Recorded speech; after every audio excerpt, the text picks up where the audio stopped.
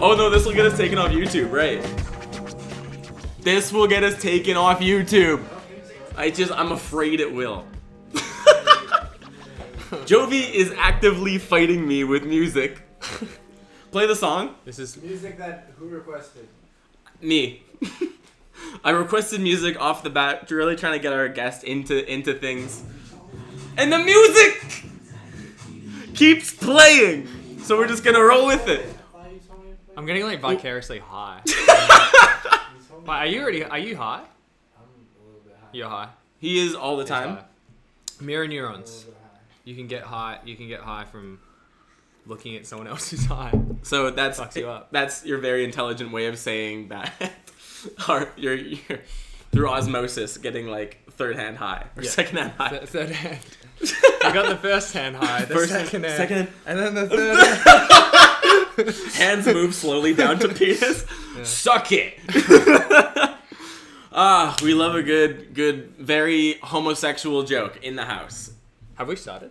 Yeah, we have begun. Oh. So, everybody, welcome to Get Up Podcast episode 36, I think, with Dan Ginnane. So, my guest today, I've already said his name, so I've already fucked up this intro, but boy, we roll with it, because I trained for improv in New York City with Sam Harris. What the fuck? What was his last name? Neil Patrick Harris's husband. He was cool. It was fun. So, that's the improv training that I have. Neil Patrick Harris.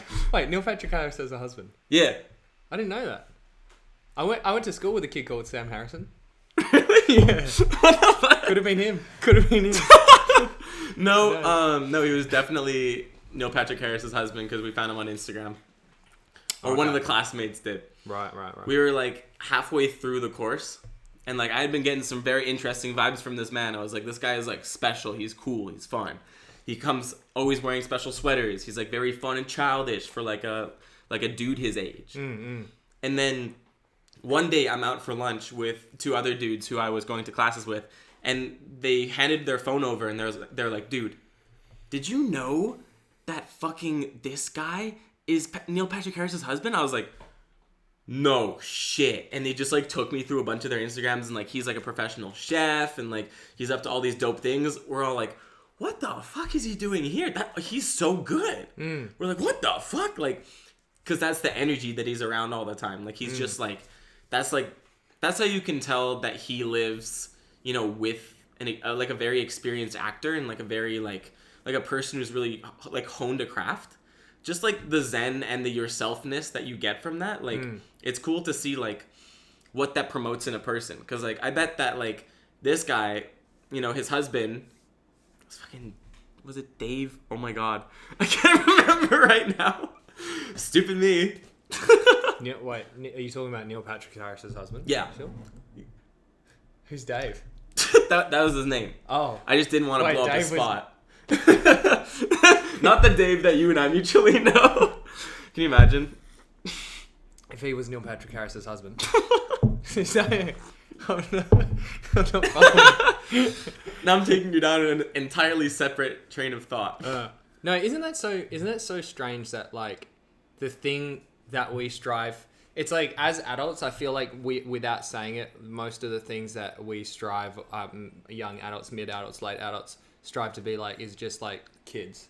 Like it's like, oh man, that guy's so free. It's like kids are free. Yeah. You know? And it's like the childish qualities are the most admirable ones, you know? Unless you can, you know what's the weird thing though is the balance. Like you meet those guys that are older and you're like, man, I respect that guy so much because he's like 40 but he can still hang with the boys. He's so fun. I'd invite him out for a drink.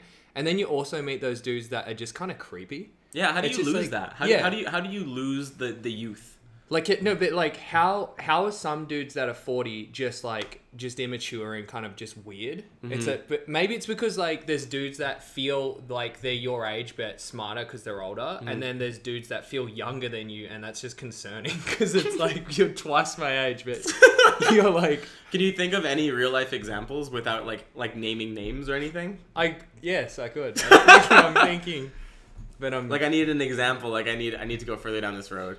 I mean, what are you saying? Josephine. Joseph? Oh, okay. Yeah, I would tell you. Shit. If the camera wasn't on. Like that. Shit. Oh. I never thought about that. Just trying to hang with the boys, you know? Trying to stay young, stay youthful. Who's this? Like, that's the vibe that they try and give off. Right. Well, yeah, actually, you know what? Maybe that's the differing factor is like they have that youngness in them and you're attracted to it. But then there's like old vampires that are trying to drink your youth and they're like, Oh, like what a terrifying fucking visual. you know, let me come over and play Xbox with you guys. You know? I play Xbox. I brought gummy worms. Because you know what I mean? Like, there's people that you're drawn to because they have that freedom about them. And then there's almost people that just want to like steal your freedom somehow. Yeah. It's It's like you being free is like them feeling free. Like they feel free being free with you. Yeah. They like the abundance of freeness. And then hopefully they're hoping maybe at the end you open up your pants and then you get free with them. They're like, get really free with me. By the way, I was zipping my pants back up. I had just noticed my fly was undone. Do you have a fly? I thought that was painted on. No, I'm wearing like, God, I guess they do look like kind of sweatpants, don't they? I thought they look they kind of look like jeggings that have been put in the dryer and they've kind of like expanded a bit. Yeah. Because they're like flexible. I like this. I've never like heard about my clothing style through someone who like wouldn't wear this, you know? I don't know. Would I wear it? Probably not. No, like why? But why wouldn't you wear this? Because I feel, because it's loose. If I wear loose clothing, it kind of makes me feel fat. You know what I mean? Mm-hmm. Because I already have like... I do feel fat in this, in like big clothes. Yeah? Yeah, for sure. Like I look like, cause like some, you know, if you want to like be reassured of the shape of your body, you'll just like look down and be like, oh, okay, thank God I'm fit. Like look down at your abs or something because we're fit dudes. But like when you're wearing like big clothes, you look down and it looks like I am this shape. Like my body just interprets like clothing is like a loose layer of skin put upon my other skin. You know? If you wear, it's weird. Like if I wear like tight black jeans, I feel more like a ninja. Like I feel like acrobatic. Yeah. Because it's tight and it's like I'm like aerodynamic. That's something that you've told me before is like the feeling that you can get from the clothing that you wear can reinforce your vibe, you know? I always have these kind of like actory thoughts without sounding like a wanker, but like, where it's like I was talking to someone on set the other day about sense memory who wasn't an actor and they're like, oh, it's so scary how that stuff works. But it's not, is it really? I mean, if you lie down, you feel sleepy. So if you hunch your back, you might feel sad or you might feel less confident if you straighten it. You know, the other I really way. like how you're sitting. It's really like, I think it's reinforcing like good posture. I'm trying to work on that. So yeah, my neck chair is also going to turn. My neck's been so sore today, so I'm like, dude, that feels good because I was just like looking down, and that's something I've been thinking about a lot lately. Is like how your posture makes you feel. That kind of goes back to sense memory, but like, you know, we just like default ourselves to like unhelpful postures, and so I'm trying to like correct that shit and trying to add a little bit more exercise to my routine. Like last night, I looked at my chair and I was like, it doesn't feel good to sit in this for long periods of time, you know? And then the other thing was that I didn't want to use my laptop because social media just like suckers my attention out of life. So if I can make the process of going into social media somewhat dissatisfactory or challenging, I may want to do it for a less amount of time. Because it's easier to sit on your phone, like sit on a chair and be on your phone for 40 minutes. But you know what's hard is fucking squatting and do that for 40 minutes, right? You're only going to want to hold the spot for so long. Yeah. That's so beneficial, yeah. I don't want to be on social media for long periods of time. Like it amazes me. It scares me how much of my time it just drains from me. I look at my phone at the end of the day and I read my screen time and it was 2.5 hours. 2.5 hours every day of my life is spent looking into that. And not living, not experiencing. Yeah. How many times a day am I just interrupting the stream of thought that is so valuable inside my head? Like, I want to do only creative things, and to do that, it requires like very sound thought and like to be able to put together like difficult trains of thought into something that makes sense. Right? It's about taking original ideas, making them make sense, and inventing them. And I feel like, lost my train of thought. Oh yeah, just like how social media makes us lose our train of thought. So There you go. It's like training you to fucking be like, where's my notifications? Yeah, and it's a breakage of thought. Yeah. Like you cannot make long thoughts because it is constantly interrupted by social media, other people's opinions, which like you, and when I say you, I mean I will always find a way to twist out of my favor, you know? You'll like, because you read notifications and it's never enough, you know? Yeah, no, that's true. I remember like when phones first became a thing and I just had like a Nokia, I'd only use it to ring my mum. Yeah.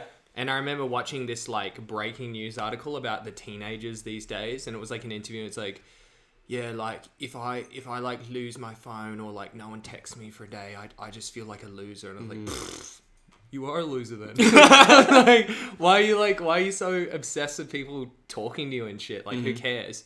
And then when we get smartphones and you get Instagram and stuff, it starts to become this norm. It's like I wake up and there must be X amount of notifications and X amount of likes. Yeah. Otherwise, the world enough. is paying less attention to me. Yeah, and I'm less relevant. Yeah. Like, there's no worse feeling than feeling like the world is just turning without you. Like, you want to be keeping up with the world. Because, like, a scary thought is that with or without you, the world will continue to turn, you know? And it is totally up to you whether you participate in this or not, you know? Like, you can be out of the game or you can be in the game, spinning with the earth, you know? Yeah. I to be honest, I kind of find it liberating sometimes, because I'm like, well, yeah, like if you can look at it two ways. You can look at it like, I'm so inconsequential, I need to do anything to have consequence. Or you can be like, I'm so inconsequential, I could literally do whatever the fuck I want and it will not have consequence. Are we supposed to swear on the show? Yeah, you can swear. Okay, cool. I like that. This thought is brought to you by possible children watching. Yeah, well, if there are children watching this, I've talked about cum, I've talked about, like, crazy sex stories, I talk about whatever, you know? But, like... Are you watching Josh's podcast? Are you watching? How could you let him watch this? You're grounded! Get the fuck... And that's when I got spanked by my mom, because she found out I was watching Josh Joey's show where he talks about cum. My parents spanked me over cum. Cum. This is now a spoken word poetry night. I used to not know, like, when I was, I'm not sure if this happened to everyone, but when I was growing up in primary school, like, 1 out of every 4 or 5 months, some kid would come to school and be like, I learned a new swear word last night. And I was like, what is it? And, first there was the crap, then there was shit, then there was fuck, then there was, like, slut, and, like, there was, like, gigolo, what does that mean? Yeah. Dildo, what does that mean? And I remember, I thought I knew it all. And I was at this kid's house, and then he was like, dude, I know this new swear word, but you cannot say it. Like, it's pretty much a combination of all swear words. I was like, what is it? You have to like, know. what is it? Yeah. And he's like, it's cunt. And I was like, what does that mean? And he's like, it's like, it doesn't really mean anything, but it's kind of like a combination of every swear word, and it's the worst one. I was like, fuck off, James. No, it's not. So I just stood outside of his house screaming cunt. I was like, see, no one gives a shit. This is not a swear word. And then I kind of, like, in retrospect, realized why I was never invited over again. Because I was like, I kind of did it in full bravado. And I was like, no one gives a shit. This is not a swear word. Like, I thought he was just like, I thought he was Well, just you being grew up in gullible. Australia where, like, everyone does say cunt, you know? Like, it does become a word that is just, like, so often said. Like, you don't hit the hard T unless you do. Yeah. But, like, you call people a cunt, you know? No, What's up, you cunt? That's always really awkward when I'm, like, working or something, and like someone who's not Australian tries to relate to me by saying, it's weird. It's kind of weird when they say mate, because it sounds uncomfortable to them. So I'll be like, oh, thank you, mate. Yeah. And that's like whatever, because that's like friendly. But when they say cunt, they don't really know how to, like, throw it away. Yeah. So they'll be like, thanks, cunt. And I'm like, it's got to be more cash than that, man. They, like, vampire towards you. Yeah. They're like, yeah, it's like, that's relatable, thanks, right? cunt. Yeah, I know. Ugh, that's terrifying. Yeah. That there must be some, like, terrifying, like, transferences, like, just trying to adjust from Aussie culture to Canadian culture. 'Cause it's like, Canadian culture is so just like, and then Aussie culture is just like, ah. Yeah. No, it's terrifying to not know how people actually feel or think about you until they don't disappear out of your life within the 3-month mark. I find that's kind of like the incubation period for like in Vancouver, people are so like it's a wonderful place. I love the city, obviously. Like I want to live here for a long time. So, but everywhere's got its ups and its downs, just like Australia. Like Australia's full of a lot of racist people and bigots and all that. But I found here, like if you meet people, you can't really tell if they're just putting on a facade or if they're actually like interested in. It's like you haven't found like the 0 point for everyone, you know? Yeah, because they're friendly off they're friendly off the bat, but not. It's like this weird like you feel like I went to this thing with Jess, and she was like, we both said we felt this aggression from everyone, but everyone was smiling and being like, "Nice to meet you. Whoa, hey, how are you?" That's very eerie. Yeah, and it's super weird because it's like everyone in the room's thinking something, but you can't quite tell. But in Australia, I feel like people either like you or you don't. It's pretty obvious. If you do something to cross someone, they just won't talk to you anymore, or they'll just avoid you, or they'll just be like, "Mate, you're kind of fucking annoying," or something like that. Like they'll just say it. But here, no one would just ever say that to your face here. Like people like that. Like people don't have that like energy in them. You know. It's like they've lost touch with almost the bluntness of existence, like the inevitable bluntness that existence can have, you know. It's like because we have become so polite, like it has made coexisting easier on a surface level, but on a deeper level it's made us feel more disconnected because again nobody knows how each person actually feels about them, so you feel more and more isolated. So it's a bunch of people very tightly packed together but feeling very emotionally distant from each other because you can never understand how a person actually feels about you. I spoke to this girl the other day actually on set, and she was invited afterwards by the company that we're with. They do this thing every Friday where they have drinks. Okay. And she said she didn't have the drinks when she was offered because she thought they were just saying it to be polite. And that's exactly the type of shit that trips you out. It's like, is this like a trap invite where it's like, oh shit, like Dennis mentioned it in front of you. Do you want to come as well? Please say no, please say no. Oh shit. You know what I mean? So that's like, terrifying to think that could be like the reality. Like, you'll be like, yes, and then everyone's like, what the fuck? Why did you invite him? It's like, I had to be polite, you know? Just like, why, like... I've never thought that far into something. Like, just I try not to put too much stock into thinking, like second guessing my interactions with people. Because that deeper level shit, like, do they truly fuck with me or not? It almost doesn't matter as long as we have good times together and I get good vibes. I think you'll always be safe if it's like, well, do you fuck with them? Do you enjoy their company? If you do, continue to hang out with them. And if for whatever reason they weren't enjoying it the whole time, then it will become apparent. Like because they'll want to hang out with you less. Yeah, you know? It's not like you and I have been friends for 3 years now. It's not like at any point I'd just be like, man, to be honest, like every time I said to come over and play Smash, that was courtesy, man. We've reached the point where the idea of that is just hilarious. Like it makes me enjoy you as a friend even more. That's hilarious. Sips hot chocolate beverage. I had to point out what's going on. Oh my god, I'm getting so phlegmy from this. Yeah? Did you put milk in it? No, I put water. Weird. That's weird that you get phlegmy from it then. Yeah, I know. Maybe it's just because I'm high. Maybe so, yeah. Perhaps. But I think it's kind of it creates an interesting dynamic between two people when you've come in sober and then I've decided to come in after smoking weed, you know? Like it's like we are now existing on like two separate planes. Yeah. And like we're just like trying to form bridges of understanding between like each other. Yeah. That's kind of what conversation is. You're just like creating bridges of understanding between two people. I've always... No, you go ahead. No, you go, because you had a more interesting thing to say. I've always thought that I'm pretty good at understanding people, not only like drunk or high, but a moment of pride for me was when someone mumbled with like a lot of food in their mouth, and I got exactly what they meant. And I was like, yeah, cool. And then like went and did whatever the fuck it was. And they were like... And someone else was like, how'd you know? How'd you know? I was like, I just got it. When I've got my mouth full of food, no one understands me. I'm like, like open the door, like. That's like trying to talk to someone while brushing your teeth. Yeah, It's always like half and it's like, the understanding. How do you not get this? Like, So I'm wondering if I've got a skill or everyone I speak to with my mouth full is a fucking idiot. You know? It's like a little investigation you're carrying out. Yeah. Is everyone just a fucking idiot? It's like double negative. I'm not smart. Everyone's just stupid. That's kind of a part of life, is like understanding, is everyone stupid or am I stupid? You know? I was having this combo with Holly the other night actually about I think there's a correlation between intelligence and depression, and then stupidity and enjoyment.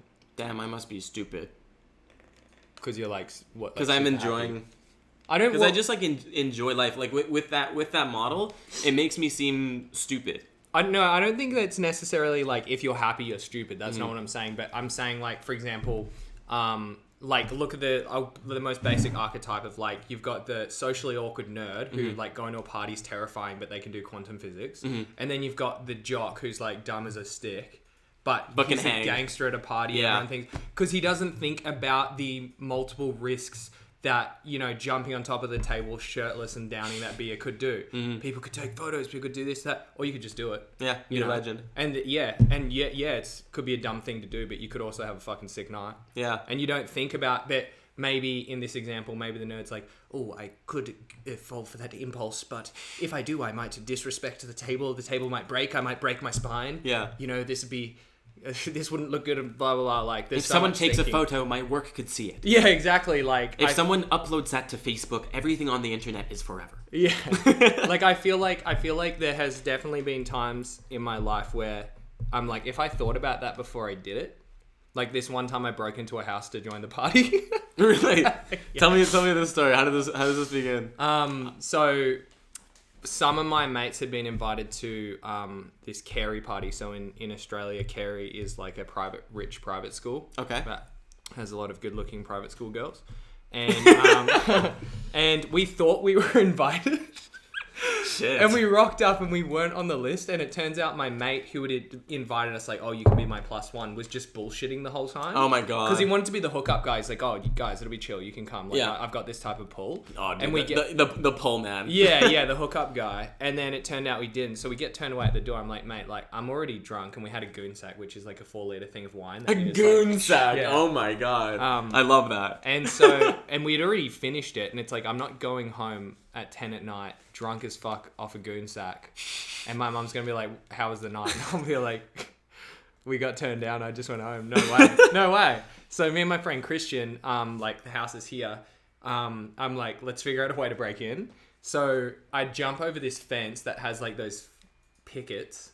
Yeah, or like the sharp tops. Yeah. And then I'm like peering over the fence for like the vantage point, because the person who's guarding the door keeps going forward and back. Because in Australia, like sometimes when parties going out, at least in my area, people hear about it. People try and gate crash, so they're coming forward and back trying to deal with all this bullshit. Mm-hmm. Getting people to like piss off if they're not supposed to be there. Yeah. And then as I'm looking, like in a movie moment, they kind of turn their head, so I like duck and I fall off the bin and I like smash my leg. Oh my god. And my mate's like, oh, like we're walking around scheming, thinking, and he's like, dude, I think your leg's bleeding. So I pull up my pants and I can just see my shin. And I was like, what? I was so drunk. I was like, who gives a shit? We got to figure out how to get in. So anyway, so then we went back around the front, but now there's more commotion because there's more gate crashes. Mm-hmm. So this time, like, fuck it, confidence always wins. I just walked straight up, and then her mum comes out, and she's like, who are you? And I was like, Daniel. And she's like, and I was like, I'm your like daughter's +1 or something like that, and just said her daughter's name because like I knew the girl's name. Mm-hmm. So then, so hopefully she comes out and says she knows you. Yeah. And then she's like, oh, I'll go check on that. And I was like, yeah, I'll come with you. And then as soon as I got in, I just went to the D floor and like disappeared. Whoa, like a ninja. Yeah, but I felt like, I just had to keep that composure. But damn, that is a high pressure situation. That was. You just bullshitted your way into like getting yourself in there. Yeah, but it was hard because I had to wait because it was like waves. Like the first security guard that turned us away the first time, and then I went over the fence. So he can't see you. He definitely should not. I had to have slipped. Like when he came forward, I had to slip between, and then I ran into the mom and I was like, fuck. Yeah. Damn. Yeah. The mom is like level 2 of the guard towers. Yeah. You know? It's like Dota, the party is like the Nexus or whatever. It's like the final objective, and then the security guard's like the first tower, and the mom's the second tower. Yeah. You And just somehow you fucking slunk through both of them because you're like some stealth character. Dude, it's so weird though. When you're drunk and you have an objective, you somehow always complete that objective. And maybe that's from the dumbness or the confidence, but it's like for example, you'll be like sitting at one house and like, oh, do you want to go to Tommy's? He's got a pool and apparently a bunch of people are coming. And then it's a big blur. You eat a pizza somewhere down the road and then bang, you're like at Tommy's. Yeah. And you're like, well, how the fuck did I get here? Mm-hmm. Yeah. And some kid got knocked out on the way. Because someone tried to fuck with you. No, your party story reminded me of a time that I was partying in high school. Like, I did a lot of partying in high school. That was fun as shit. Like, that was the best part of high school. Just like, I learned so much about being social. Like, I feel like I can credit how well I'm able to do socially because of stuff like that. Like, I was just so well socialized. Oh man, being homeschooled would be so bad because of that. Yeah. You know? Yeah, you lose the ability to fucking go on in, you know? But there was one party in particular in this like very rich neighborhood where like the houses were just fucking massive, dude. We went to this one party, and a commonality with a lot of these parties, like I don't know if this always happened in Australia, but like you could bet a party was probably going to get shut down. Like, really? Anytime there's a party, the police are probably going to come at some point and shut the whole thing down. Oh, that's annoying. And sometimes it can, like, spiral into, like, horror stories where, like, I've had one party busted where, like, someone called the cops because they couldn't get into the party. They called the cops to say someone in the party had a gun. So, like, some cops came, like, stopped the whole party, and there was a fucking policeman with a rifle pointed at the door of the house. And we all had to be escorted out, hands above our heads. Hands above our heads. And if we twitch, he would probably fucking shoot us or something. We had to have our hands above our heads, and then they all escorted us, like, out of the house. Wow. And there was, like 100 kids there. That's fucked. Like, that was one of those parties we were walking in, everyone's like, Dohy! Dohy! Oh, Dohy! Josh Dohy's here! You're like, motherfuckers, I'm here. And it's like, it's not because everyone loves you, it's because, like, you, like, 5 people you know are just like there, and they're like, oh shit, this guy's dope, you know? Yeah. And then everyone else hypes you up, and you go on the dance floor, you're like, what the fuck is up, everyone? You know? There's always some fucking, like, at the best parties, there's always some bullshit that makes it get shut down. Like, it's like, it always, like, it's very rare you'll be, like, at one of those parties and you get to live the whole night through. It's like one of those good dreams. Like, I remember I had a really disappointing good dream where I like spent an hour in dream time setting the table for a Christmas turkey, and just as I was about to eat the turkey, I woke up. Oh my god! And I feel like it's always like that with those house parties, because it's like, yeah, you'll meet this person and then this girl and then this guy, and then everyone's vibing you and stuff, and then and then there's a fight, or then there's cops called, and it's like, fuck. It breaks up the dream. Yeah, the dream's always got to get broken up somehow, you know. Yeah. I remember once one of the craziest parties that I'd been to is like, kids do the fucking stupidest shit. Like, yeah, we like kids are so fucking stupid. I lived in this area called Kew, and a little bit down the way was this place called Ivanhoe that was like a little bit rougher, and then Heidelberg was near there, which is kind of like definitely shit. Except so Ivanhoe and Heidelberg usually kind of had a lot of people that would have parties and meet in between. Someone said, "Hey, come down to a party at Chelsworth Park." I think that's what it was called. Okay. And I was like, yeah, cool. And then it turned out someone had just made a Facebook event and invited 750 people to this park. Yo. So that was a dope party. And mixers, and like, that's like a mixer, dude. Like, you meet like people who you've only heard tales of. You know? Yeah, you meet all these people who you heard rumors about. You meet this girl from that private school that's 10 blocks away. You meet the guy who's fucked like the hottest girl in school's mom, like stuff like that. Everyone's there, and it was dark, and I was drunk as well. So it was like blur, blur, blur, blur. Walk close to someone, boom, face, talk, meet, blur, blur, blur, blur, boom, face, talk, meet, and and then of course being Australia, like just a bunch of fights broke out, and then cops came at the very, very end. But I actually got to live most of that one out. Yeah. But apparently, this is the weirdest thing, because I did not have any gang beefs or anything like that. But apparently, I met a guy at a party like 2 months later, and he's like, "Oh, you Dan?" And I was like, "Yeah." And he's like, "You were at Chelsworth Park party, right?" And I was like, "Yeah." And he's like, "Oh, I had to stop Tommy from getting you." And I was like, "What do you mean?" And he's like, "Oh, there's this guy Tommy had a meat cleaver who's gonna fucking attack you." What and the I was like, fuck? What? And I was like, I definitely would have gotten wrecked because I was so drunk. Like, I was the drunkest I've been. And when you're drinking in the dark, you can't tell how wavy shit is. Yeah.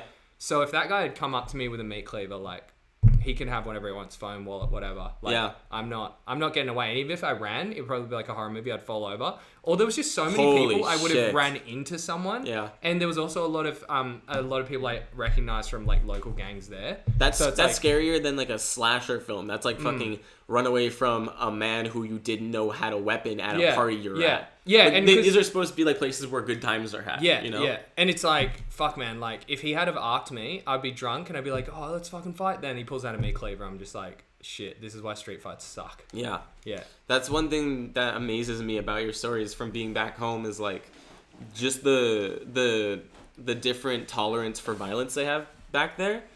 It's interesting how different it is from like Canadian from my experience in Canadian school, you know, in comparison to Australian school. Like if someone got in a fight and they got caught by a teacher or something, they would get like suspended or expelled, you know. Well, usually that's what happens in Australian schools. Like if you get in a fight, you'd probably get suspended. Really? Yeah, you'd probably get suspended or you'd probably something like that. But again, I don't know, like for people watching the podcast, I don't know, every part of Australia is different. So could be wherever your area is from. If you're from Australia, that might not necessarily happen. But in my area, for some reason, it was really weird. It was kind of like, it was a good area near really bad areas. All the good area, all the people from the bad area went to this like good or better school. It's still a public school, so it wasn't like the best school, but it was just this weird mix where people, I think, like were trying to be hard because I know some of the most troublemaker people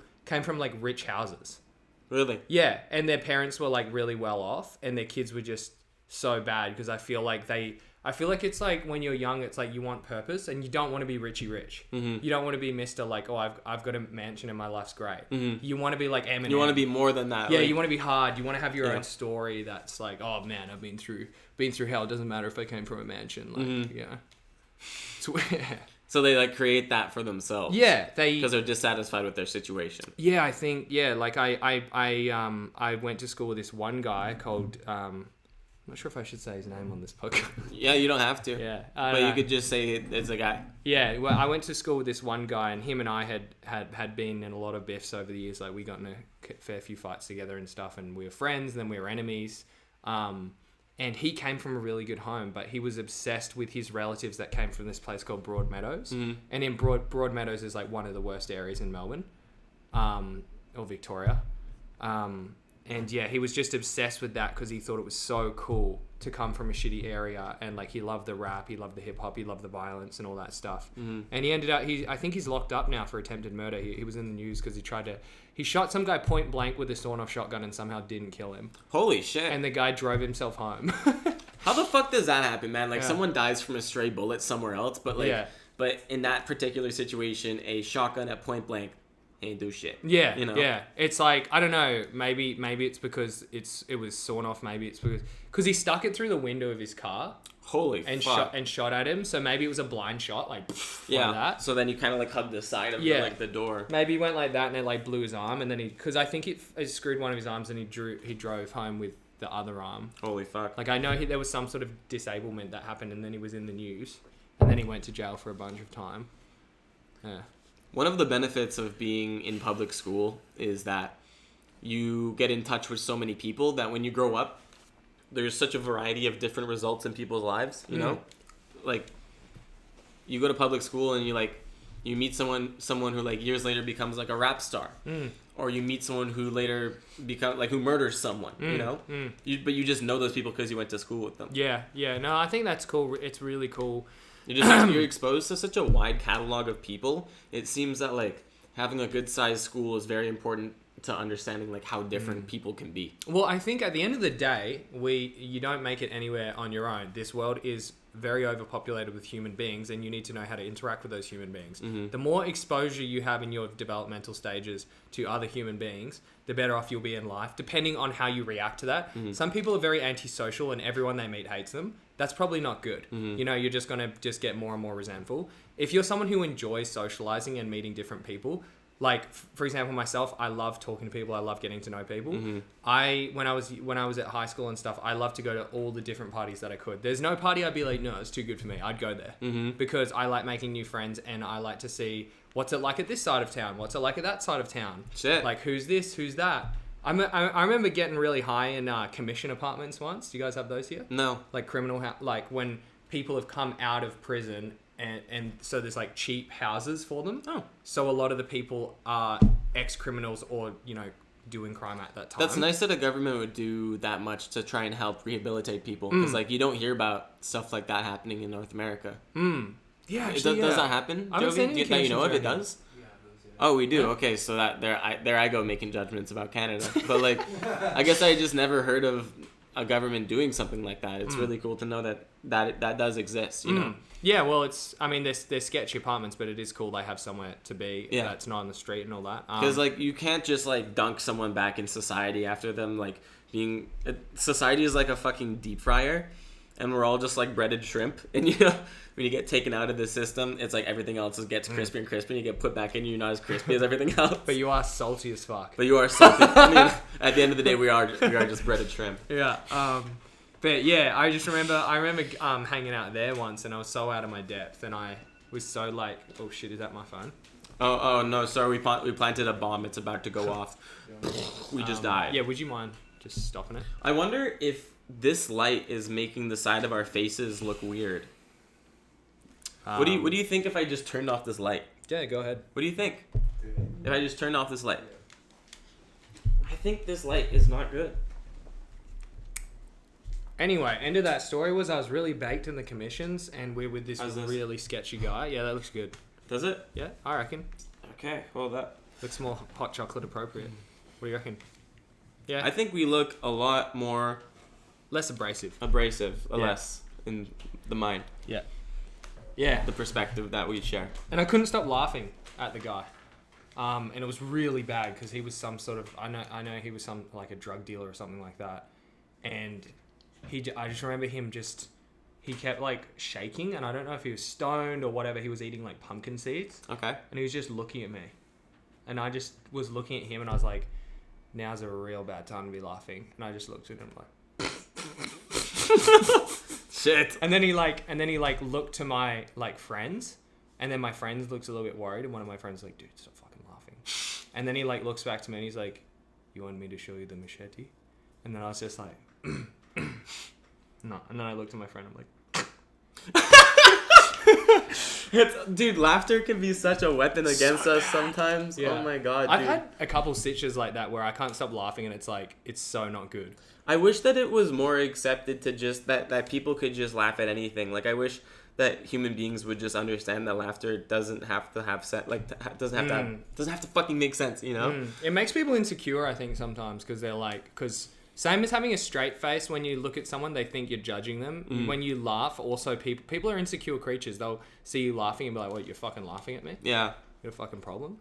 So at the end of the day, maybe it's just other people's problems. Yeah. Maybe we should just laugh where we want to. But that's the weird thing, man. It's like it is other people's problems, but it's almost like in certain situations you have to navigate around that. Yeah, it's like that. It would be antisocial behavior. Yeah, you know? like if you don't laugh at someone's joke and you've just met them, it's like, that was so not funny. Oh, dude, oh my god, I hate fake laughing at other people's shit just because it's like a new interaction. Yeah, and Oh like, my God. I hate when you're around people that like, say for example, you're around your girlfriend and her friends, and then one of her friends says a bad joke, but you just met them and everyone else laughs, and then they look at you for a reaction. Oh, well, I'll give them like a weaker version though. Yeah. Yeah. No. Like, I will do something to like blend in, but it's still irritating having three people looking at you, and you just know the only reason they're looking at you is because they want you to like do this one reaction. Yeah. You know, they're like, come on, do the reaction. Sometimes you can get like sometimes it feels like you can get weak-minded people with that at comedy shows. You could just stare at them and they'll just like laugh because it's like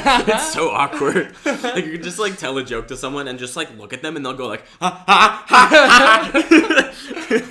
They're like stop. Like it's so weird like doing comedy during COVID because people are just like so not used to social interaction. Like there are some ways which we can converse normally and stuff, but things like eye contact, people have gotten so much worse with it, feels like. Because you're only looking at people's pictures now. You're not looking at their eyes. That's it. Like, who are you spending time with these days? Who are you actually, like, connecting to? Yeah. So when a stranger connects with you, just, like, looks at you like, I'm going to tell you a joke right now. You're like, stop. Josh Dohy bullies his way to the top of the comedy scene. I sniff out the weak and I stare at them. I think of them as weak-minded. That'll be the next. You know how some comedy clubs are so sensitive? It's like, please no prolonged eye contact with the weak. No strong minds. Yeah, no strong eye contact during your jokes. Please scatter the eye contact. Yeah. Roughly 0.8 to 0.76 seconds per person. If you engage in two seconds of eye contact, that's sexual harassment or it's comedic harassment. Yeah, one rule I find kind of interesting at a comedy club, which I understand, but I wish... I don't know, I feel less strongly about this than other people do. But one of the rules at comedy clubs I have performed at is, like, no poop jokes. Like, no prolonged, like, shit humor. Really? Like, no prolonged bathroom humor, I think it has been the parameter for one or two. And, like, I get it because people may be eating while they're watching. I understand that sensitivity because some people, when they just, like, when they hear shit, they think about it, and for them it feels like it's there. like if you, like, mention a fart, or, like, if you, like, there are some people who just have stronger reactions to farts and, like, shit and stuff, you know? Some people... That's like, such a Canadian rule. It I went is. to a comedy club, there was no fucking rules. Yeah. In Australia. Yeah, that would be fun to perform at one of those, dude. Yeah. Oh, my goodness. And everyone was very, like, they'll roast you, but they're doing it for the entertainment of the crowd. I would like to be roasted by my crowd if I'm doing shitty. Yeah. That's the thing, dude. Yeah. Like, I get more laughs than I should. I am, like, a year into doing stand-up comedy. I suck, but, like, some laughs, you know? I mean, I think comedy's one of those really interesting, honest arts. If you're shit at it, people won't laugh. Yeah, and that's the cool thing about it. I just feel like... I feel like shit at it if people laugh. Maybe it's just, like, me being like, what the fuck, you think I'm funny? Yeah. Just me being insecure about it, you know? Yeah. I mean, I guess it's kind of like, it's kind of a humble thing to be like, oh, I'm not that funny. Yeah. And I guess you wouldn't want to lean being modest into it can too get much. annoying after a point, you know? Yeah, yeah. Someone who will just, like, deny things that are definitely true about them, you know? The way I see it, though, is, like, I cannot think, for example, with comedy, I cannot think I'm a good comedian if no one laughs. I cannot think I'm a bad comedian if everybody laughs. So it's just really, it's like the crowds that I see it as like I couldn't think I'm a good actor if everyone who watches this film says I did a bad job. Mm-hmm. But if everyone watches it that says that was an amazing performance, I couldn't be like, nah, they don't know what they're talking about. Mm-hmm. It was shit, you know? Because, like, the opinion has been reinforced because more people share it, you know? Yeah, it's like, like, people... Musicians and stuff, like, you can bag them as much as you want, but they're there because they're good at something. Mm-hmm. You know, they're good at what they do. You will get discovered if you are good. I think that's an inconvenient thought for a lot of us to have. Like, if you, like, I definitely think there's luck to it when it comes to, you know, breaking out as a comic, breaking out as an actor, breaking out in stunts, breaking out in like on Instagram or on TikTok. Except, going viral. Yeah. But if you think about it, there are some people at the top. Most people at the... Take Ariana Grande, for example. Her vocal range is insane. Mm-hmm. There's no way she wouldn't be famous if she continued to sing and just, like... She'd...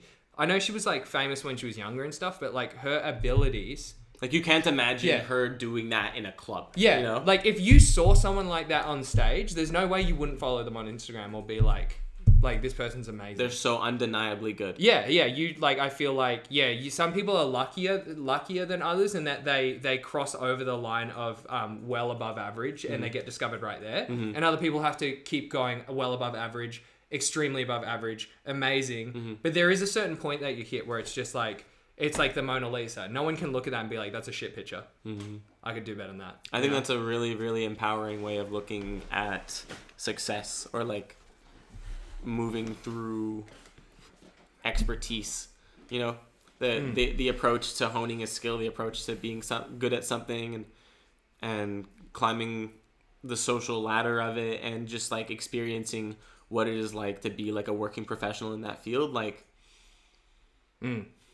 I think you can either, I mean, in my opinion, that is the way I want to think that's the way I want to approach success, is that it's within my power. Mm-hmm. Because if I could just sit back and be like, oh, it sucks, man. Like, some people like you, some people aren't. Mm-hmm. That's not going to make me work harder. Mm-hmm. You know, I'll just be like, I'm already good enough. Mm-hmm. It's up to them to discover me.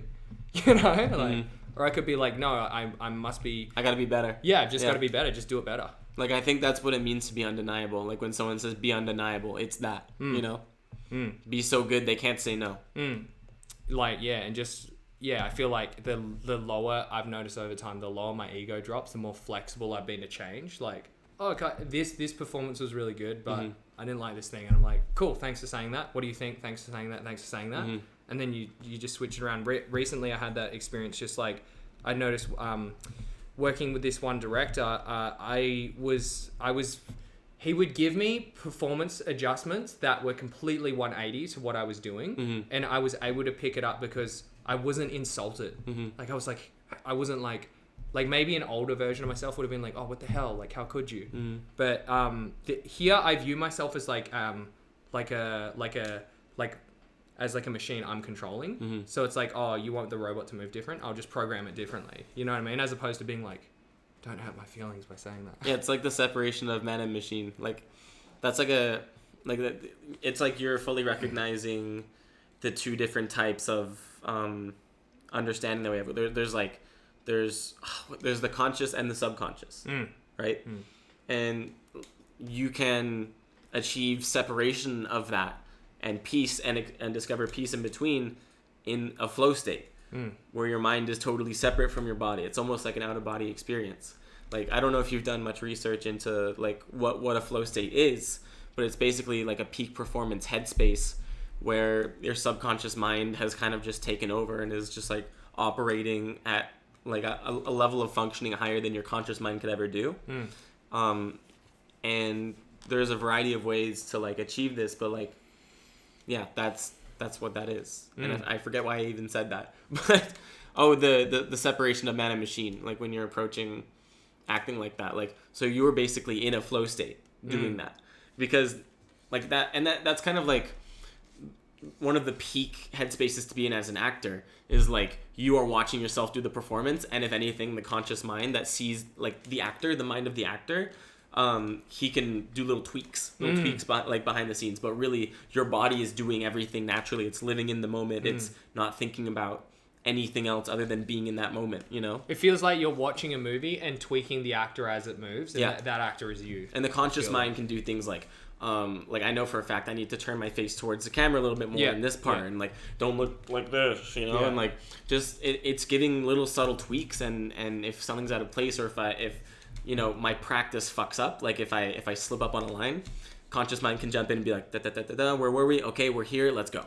Or just like and simultaneously you're just living in the play. Like have you ever like been in a play and just gone up on a line before and just like you've totally lost the line, but somehow you just keep going?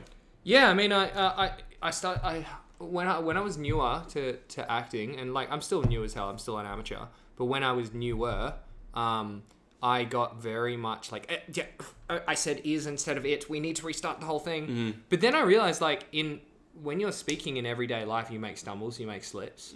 If you're in that moment enough, the audience will just recognize that as a choice.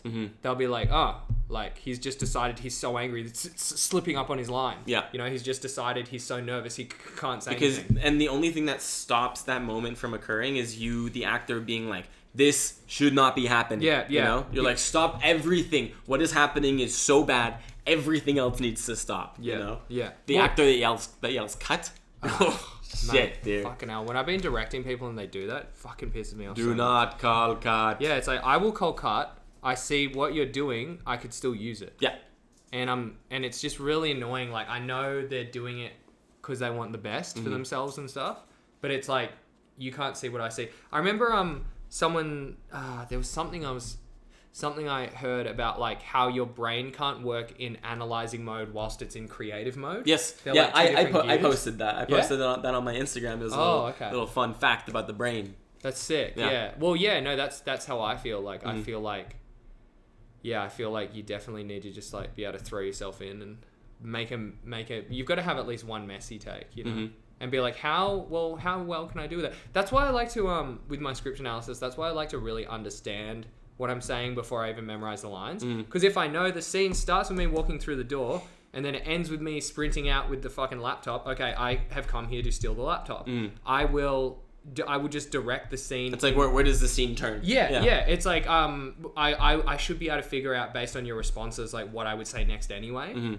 You know? I mean, if you're if you're getting out of your own way enough to be in the scene, because that's something only recently I have begun to achieve, is like just letting my body do it again. Because like now that I'm taking acting classes, it feels like my instrument's warming up again. Like just because auditions haven't been coming in as often as they usually would be, so I have to take it into my own hands to be improving myself. And it's nice to like get to a point where I've reached a level of fluency with my acting and comfort doing it, that I can begin to kind of take my foot off of the wheel a little bit, or take my hand off of the wheel and just let the thing steer itself. And that's that is a fascinating thing that I'm still trying to understand is like, okay, so an example from like last week or something was I was on set and we had this scene that I hadn't been let know that we were doing it, but it was a reshoot. And so they're like, yep, we're doing the scene, get ready, we'll just go straight into it. And I'm like, what? I didn't rehearse this at all. Like, yeah, I know the lines because I have done it already, but it was a week ago. I don't know how this is going to go. Everything just turns to a blur, scene starts, and I have no option but to fully be in the moment and react. Because I can't remember my lines right now. You can only guess what the next thing you'd say would be. Yeah. It was like, this dude's like, hey, my name's blah blah, nice to meet you, and then I say this joke and blah blah blah, and the director said that was like one of the best takes, and I'm like, this is fascinating. How come, like, I hate to say it out loud, but like, is it even worth doing the analysis? You know, it's like, how do I get there more often? You know, where it's like, so that moment taught you to take your foot off the gas a little bit in terms of like the conscious mind being like, I must control this. You know, yeah, because I think because you're like, by over script analyzing, like it almost seems like by like script analysis is like the conscious mind of the brain of the character. You know, and if you do too much of the conscious mind, you get a very cerebral result. But by having like a balance of the conscious versus subconscious approach, you can have like a good balance of like control versus I lost my train of thought. God damn it. I feel like you know, they say the best version of acting is when you can't tell the person's acting. Yeah. And I feel like maybe that's because they're genuinely not acting. They're actually just like, but that's so hard. When someone tells you don't touch that, you want to touch that. When someone tells you throw it away, just throw the scene away. Now I don't want to throw the scene away. Well, it's not that I don't want to. It's just that like I didn't teach myself to throw it away. I now don't know how to throw it away. Yeah. Because you've told me to throw it away. Like there's this Taoism meditation technique, and it's like a really good way to clear your mind, to sit down and be like, I wonder what my next thought will be. Whoa. And then it comes without you doing anything. Well, I find that the point behind the tech is like, if you put pressure on your next thought and be like, I wonder what my next thought's going to be, and you're hunting it, it won't come. Wow. Because you're putting pressure on it, but you're using that in the positive. You know what I mean? So that's what I'm saying about the flow state, is like, how do we enter the flow state? And it's certainly, at least for me, not by saying get in the flow state. Just throw it away. No. Yeah. You know? I have tried my best to like understand the mystical art of like achieving flow, you know? And the best resource that I have encountered is a book called The Art of Learning by Josh Waitzkin. He's like a professional, he was a professional judo guy, or he did Tai Chi push hands. He did Tai Chi push hands, and then he was also like a chess, like a very, very, very, very, very high level chess player as like a kid. Right. So he uses his life experiences to distill it down to like an art, and like he tries to teach people how to like create a flow state for themselves.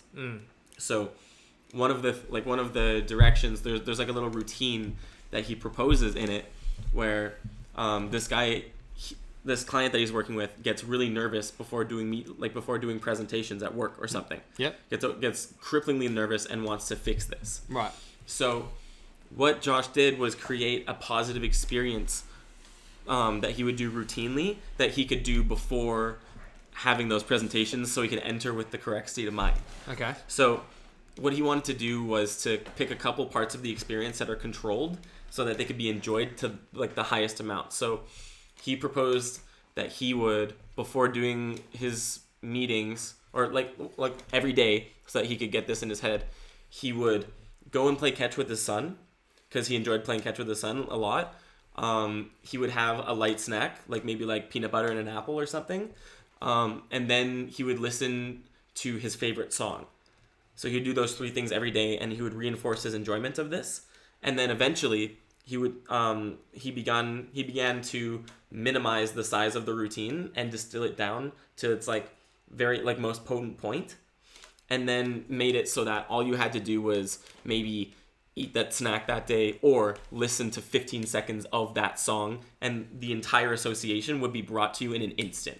You would be in that headspace by listening to that song for 15 seconds. Yeah, I feel like the core of that is the misdirection of the mind again. Yeah. It's like, no, we're not having a meeting, we're having a snack. We're having or like we're having a good time. Yeah, because I used to do that to get over the fear of fighting. What I'd do is I'd plan a sick after party. So I was like, oh, we'll go to this club, we'll have these drinks. So now when I see Joe Blow come into the change room and he's freaking bleeding all bashed up, and they're saying you're next, I'm like, yeah, I'm next, but then I get to go to this party. I can't wait to get drunk after this. Yeah. You know what I mean? And it's hard because obviously in a sport like fighting, you have to be really focused, so you shouldn't be thinking about getting drunk the whole time. But it is... But you've got that juicy peach to work towards, It's not like this is the end of the world and after today you will no longer be alive. It's like this will happen and then this will happen. And then next week you'll see your girlfriend. Yeah, so life goes on. Like it's really awesome because you've given yourself a destination that is beyond what is next for you. So it's like my life will not end no matter what happens here. Like you have lost your fear of death because you have written the story further than it's actually gone. You know? And I think that's why a lot of actors say that their most successful auditions of things that they don't like, because I think this whole flow state actually just comes from freedom of outcome. It's like you can... Hold up, let's explain freedom of outcome after I change this clip. Yeah. I think that all the things that we achieve seamlessly or in the DAO, like the flow state, it all comes from that freedom of outcome. You know, and have you heard the term? I think I've used it before. Hazard fixation. No, but I think I have that. Yeah. Like if you're riding down a hill really quickly on your bike, you look at a tree. If you're scared enough of crashing into the tree, you'll crash into it. You'll be like, oh God, no, I don't want to. And you just go into the tree. Really? So what I'm saying is, like, if you go into an audition thinking and focusing on forgetting your lines, you will forget your lines. If you think and focus, because you are creating that reality in your head. Yeah. Like whether you do or do not, like I don't want it, I want it, is kind of irrelevant. It's actually more so about what you focus on. It's like, for example, I want to get fit. I can say I want to get fit all day, but am I waking up and working out? If I say, I don't want to be ripped, man, I actually want to get fat or something, but I'm waking up every day and doing a 10K run and then like a bunch of push-ups and stuff. It's your actions. It's what most of your essence is like going towards. You know what I mean? So if you go into an audition room and I think you're not lying to yourself, or maybe you are very effectively, but you're genuinely there because you enjoy performing and acting and like having a fun time, you'll do your best version of the audition. But if you go in there, try hard, and you're like, oh, I'm going to give them a show.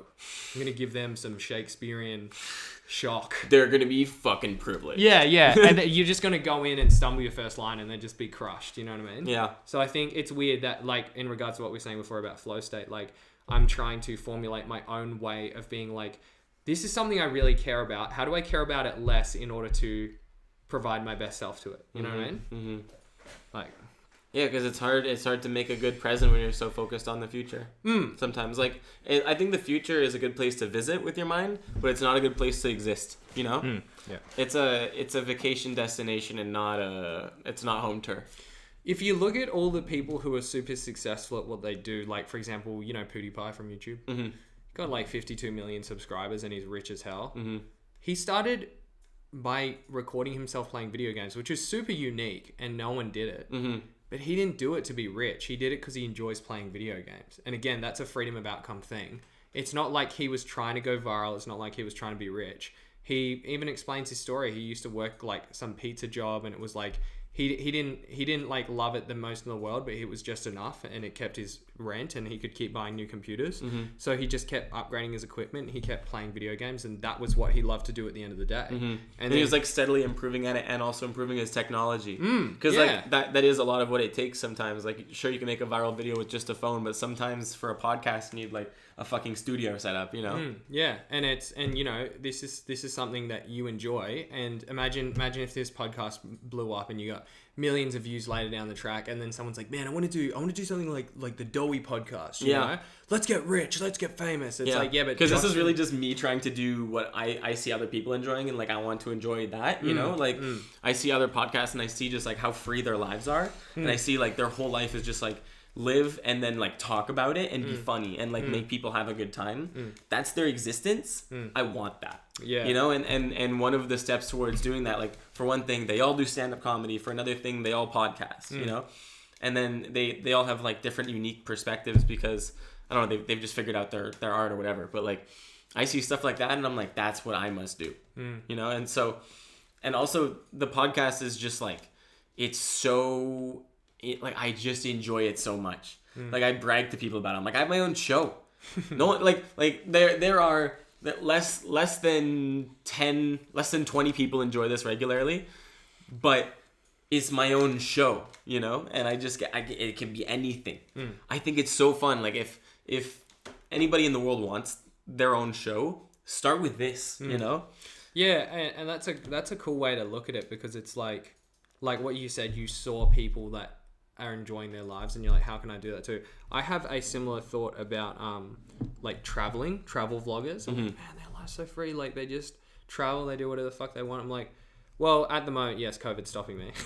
But what I'm saying is that like when COVID wasn't here, before it was here, or like whatever, it's like, if you really want to travel, you know how much the flight's going to be. You know how much 2 weeks accommodation's going to be, and you know how much you need to work to do that. So do it. It doesn't matter if I have 1 million Instagram followers. I can still go to freaking Dubai. I can still go swimming. I can still go to Egypt, you know, and all those places that I want to go.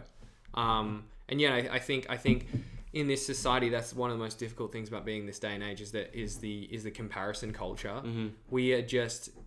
We've lost sight of what we truly enjoy. It's like, do you truly enjoy, you know, going and swimming in this place in Dubai or going to Thailand, or do you want, you know, a bunch of likes doing that? That's the difficult thing. Like, that's why it's funny, in this time of COVID, I've actually stopped uploading as much. Just coincidentally, like, it's not like I was a little bit more active. It's probably my energy output, but I've had to kind of accept the fact that there's less attention on my social media. There's less, you know, people reacting to my stories. And that can be a tough adjustment to make, dude. When you're used to like waking up and seeing like 200 likes a day or something like that, then you wake up one day and 6 people like your photo, or worse, no one liked any of your anythings. You're like, what the fuck have I become? When like nothing in your life has changed except for your usage of like a program that's meant to hold our attention. And that's kind of the bridge I'm crossing at the moment. Is like, because I'm uploading less, there's less of a reaction. And then there's actually, I've kind of seen it in a positive light now. I'm like, there's actually less of a reason for me to check this now. You didn't upload yesterday. There's nothing to review. There's no comments to reply to. So I put my phone down for the first half of the morning. I do some stretches. I listen to some music and like make some breakfast. And then I go to my Instagram later on. And then I'll, you know, do the whole thing of like answering people that have messaged me and stuff like that. Yeah. But it's been this, like, I don't want to sound cliche, like, oh man, like I did this social media cleanse thing, but it's making me see where the social media can kind of blind you from what you want to do. It's so crazy how it just leaves us in a constant state of anxiety, you know? Like, you don't realize that you're always in that until you're out of it.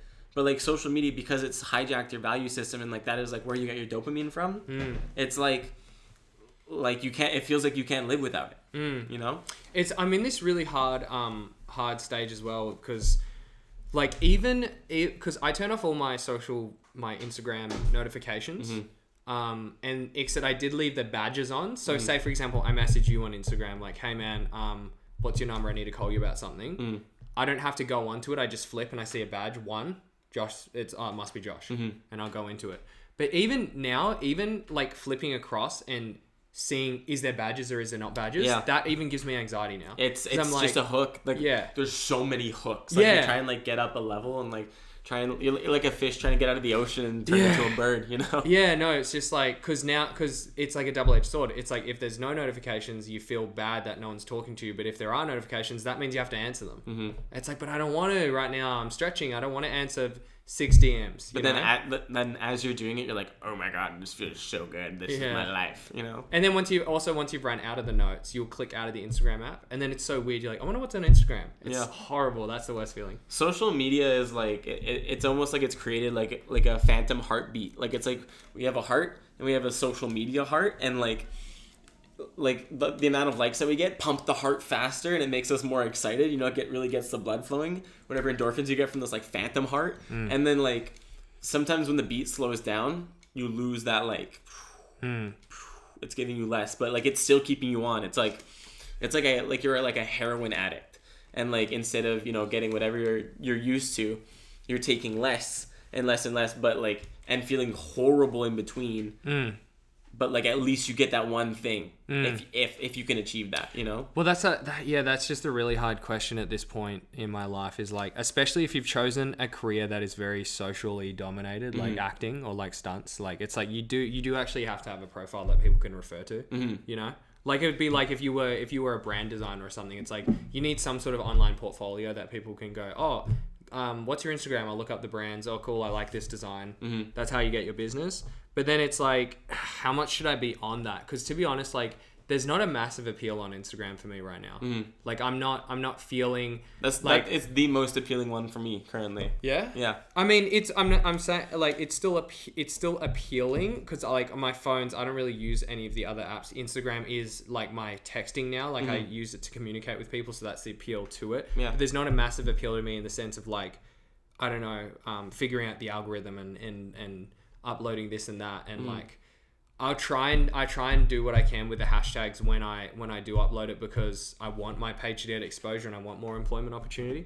But I don't know, it's really hard to figure out how do I not get sucked into it. And I feel like the more I put my phone down, the more I meditate, and the more I center myself, the more disconnected I feel. It's you start to get it's like, have you ever been addicted to sugar before? Yeah, I'm kind of in the middle of another sugar addiction, honestly. Yeah. Isn't it weird? I'm having like a second wave of sugar addiction. Isn't it weird when you start to wean yourself off sugar, you don't wake up and have a chocolate bar. You'll wake up and have like toast and, I don't know, bacon and eggs. And then for lunch, you might have a salad. And then, and the less you have sugar, the less you're like, you know what, like chocolate bars are dope, but I don't need them like every night, you know? Except then the more chocolate bars you do eat, you're like, shit, like I haven't had my chocolate bar yet today. Like I'm feeling definitely. It's never gotten to a point of like chocolate bar a day, but like, sometimes it's worse. Like sometimes it'll be like I'll just like buy myself a pie or like a lot of jam for my toast or something. Like I'll just like make like a healthy choice with the toast, but then I'll get like the like unhealthiest jam and fucking pile that on.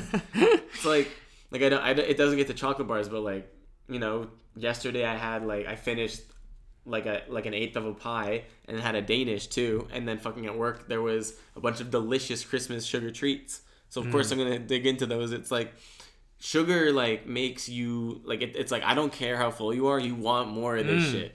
Sugar makes you eat till you're sick, dude, because the addiction is stronger than your actual hunger. And I feel like that's the same with social media. You will be scrolling, sometimes your eyes hurt, your neck hurts, you don't even give a shit about what's down there, but you're like, one more.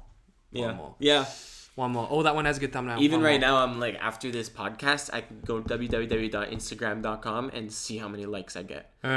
It's like, that's just like a thing that just like dwells in your head. Yeah. It's like, hey, I could be thinking about a lot of other things, but I do see that my mind is almost always constantly allocated towards this. Like, it makes me curious how much better I would operate if that just did not exist in my head, you know?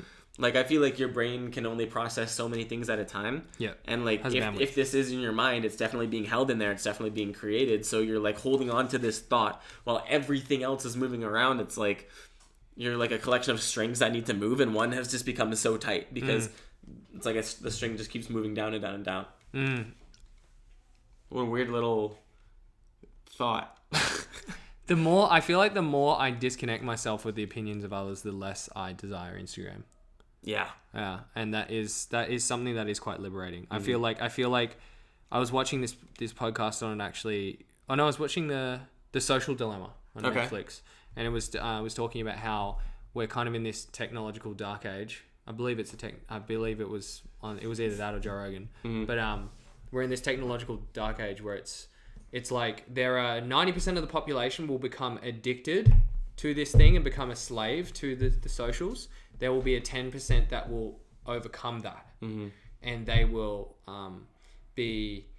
manipulate those strings to get over that. But I feel like what social media does is it digs into your insecurities. It's like, this is what people think of you, and the less that you feel like that, the less that you care about what everyone thinks about you, the less addicted you will be to Instagram and stuff. Wow. There's a lot of people I know that are kind of like not really socially linked in as other people, and they're never addicted to Instagram or anything. They're the ones with like one profile picture and 2 photos, you know?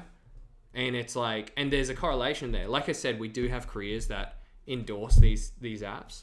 But it's good to know that's how you unlink yourself, is like just meditating on trying to be not so like, I have this philosophy that anything you want to do, there's always some way to practice it every day. Like whether it be acting, whether it be this, for example, conscious practice. Yeah. For example, something like this is like, try going to a party and not speaking for 10 minutes. You know what I mean? Whoa. That's like when you get through the door, I mean, obviously, like, don't just ignore people. Yeah. But try not to initiate conversations for 10 minutes. Yeah. And just see how that affects how do people think of me, you know? The interesting thing, though, is if you don't speak for 10 minutes, by the time you talk, people are ready to listen, you know? But it's interesting, though, just holding back for a little bit. Being like, I'm going to let everyone else do the talking. That's crazy, because my approach to life is like the opposite. It's like, oh, fuck, I got to talk first and I got to talk funny. Yeah? It's like a weird impulse of mine, and I think that, like, sometimes it works against me, you know? Because it is like an investment in what other people think. There's a balance to everything. But I think you just got to kind of identify what type of creature you are. Yeah. And then, like, I just feel like I'm a very outward person, and like I just like I'm just like spreading my likeness everywhere. I'm like Banksy, or like not Banksy, but like a graffiti guy, you know, spraying on everything, and eventually it's like, okay, who's cool man, you know? I'm like, cool man. Yeah, well, I feel like just everyone can benefit from the yin and the yang. Like, if you're a super quiet person who doesn't like to talk, that could be a personal challenge for you. When you're getting your coffee, ask the barista, how's your morning going? You know, that's it. Yeah. You know, hey, how are you? Good. How's your morning going? And then they might be like, yep, good. Or they might be like, honestly, man, I'm super tired. Didn't have sleep all of last night. And then you can feed off that. And then if you're a super talkative person, you can also just exercise. Why don't I just listen to this person for a little bit? But that's all coming from, I just think it's all coming from how we feel compelled to do things based on where we think we fit in society, or like, I just personally do little experiments with myself like that, just to make sure I'm not too linked into how people think and what people, you know, feel and this and that, like to unaddict myself. That's how I've started to unaddict myself to Instagram a little bit. Wow. Yeah. Dropping a little knowledge nugget on our viewers to wrap up the podcast. Fucking A. And we have been going on for like pretty much an hour and 15, give or take. Yeah. That's wild. That's cool. And it has not felt like an hour, you know? This was flow state. Yeah, this is flow state. It's a conversational flow state. Yeah. So, yeah, we didn't even begin to touch on like some things I'd like to know about you and like anything. Shit. Yeah. So like, maybe I was talking too much. You go. No. Because that's how podcasts go. But that's awesome, because that leaves opportunity for the future. Like, it would be really fun to have you on again. Fuck yeah. Yeah. Because like we can just like, we can keep doing this, you know? Yeah. Like, we can hang out and we can just like talk. No shit. Yeah. And all the camera just rolls, and whatever happens, and then we get canceled and we lose all of our money. No shit. We should say some offensive shit before starts hitting that hard C word button. Yeah. Cut. Yeah, but it's been awesome having you on the show. Probably gonna have to wrap it up here because there's gonna be a lot to edit. Lol. True. And then we've gone through a battery and a half, so we'll call it here. So we can move on to. I can help you with some acting stuff. Yeah. And it's been awesome having you on for episode 39. We do have a special prize for you.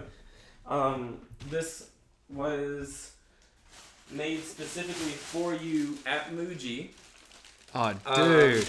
Inside this Muji bag is all of the clothes you have lent me in the recent past, and a hair gel. Look, I threw in a hair gel for free. Bro. A little bit of hair gel. There's not much left in there, but there's a bit. Right, can I show the viewers? Show the viewers. Show the Alright, viewers. boys. For getting on this show, I have got the messy look hair gel. Because my hair's pretty messy at the moment. It's got made approximately 1/20th of the contents left, so that's pretty good. There's some, right? Still smells good, yeah. Smells great. Smells good. That's at least, 2 pinkies worth. And that's what you know you're getting from Axe, is strong smells. Yeah, So, 100%. Yeah. Smell the hormones. These pants, urinated on, now cleaned. Last time we played Smash, we were online. He had to get to the Smash controller quickly, and he pissed on either my shorts or my pants. I forget which. Did I? Yeah. That's funny. Sweet. Then we've also got some North Face boots.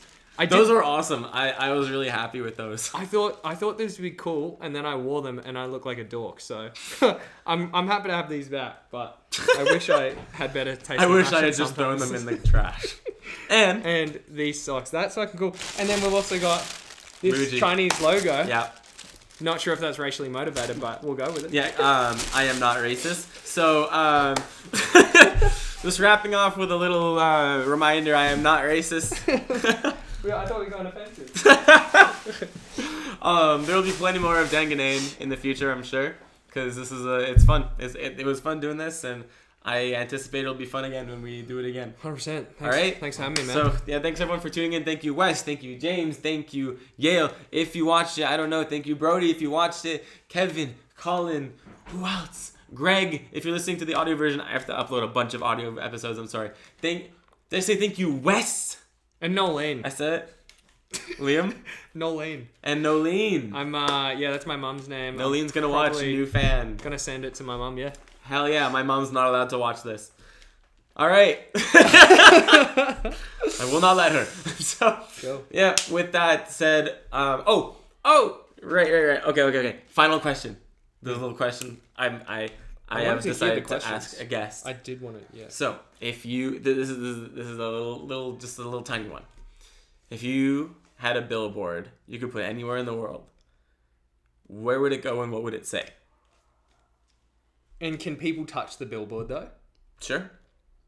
No, I mean, could they destroy it immediately? Sure, if they want. Shit. Because I was thinking of doing something really triggering and like some sort of psychological warfare in like one of the battle-torn countries. So, but if they can touch it, defend people? no, I don't this know. billboard just came out of nowhere and now we're protected from gunfire. Yeah, exactly. Jesus. But if I don't know, if people could touch it, they'd probably destroy it straight away in those type of. So maybe I would. I don't know. I've kind of. What would it say if it was in those situations and it was bulletproof? I can't think of anything elaborate enough. Doesn't have to be like. Could just say it could be one thing. There could be nothing. It could be the color red. It could be a picture of like a butthole.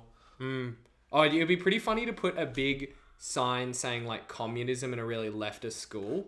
That'd be funny. That'd be funny. So everyone who came to the lefty school would be like, "What the fuck? They're all communists." And then all the lefts would be like, "We don't know where the billboard came from. We didn't make it. We don't endorse it." And they would start all these arguments. That'd be pretty funny. God, my guests are such interesting people because like the people I hear from like the inspirational podcasts I listen to, they're like, in Times Square I would put "Love Yourself." Or just like something like that. And my last guest said he would put it in front of someone's fucking window. So they, like if they had a really nice view, now they can't fucking see it. Right. And then you've said that, so like both my guests Yeah, I think have just had disruptive billboards. it'd be funny to fuck with people. Otherwise, I would put like at the airport like "Welcome to the country of spiders" outside Australia, just to fuck with like Americans and shit that came in or something. Like Still to the fuck with biggest, people. scariest, yeah. Yeah, that's amazing. I love that. Okay, thanks everyone for watching. Catch you later.